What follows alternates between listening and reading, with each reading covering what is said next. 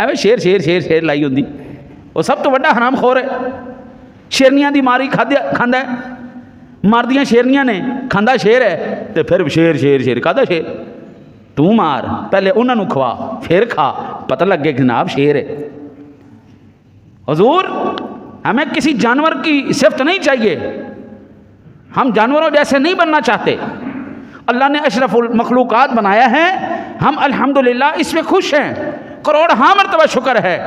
हम खुद कमाएंगे, पहले अपने घर वालों को खिलाएंगे, बाद में हम खाएंगे।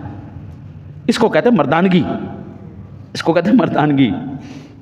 जब मर्दी जनाने हो जाए तो फिर औरतें कहाँ मेरे बाबू इज्जतें संभाल के रखती हैं। उनको पता है मेरे बंदे ने लियाना ही कुछ नहीं, ना मेरे जोगा, ना मेरे बच्चों जोगा, ना मैनू को खुआण जोगा, तो फिर उन्होंने मुँह मारनी है, फिर मोमबत्ती माफिया पैदा होना ही है। मर्द बनो, अल्लाह के बंदे हो, जवान बनो।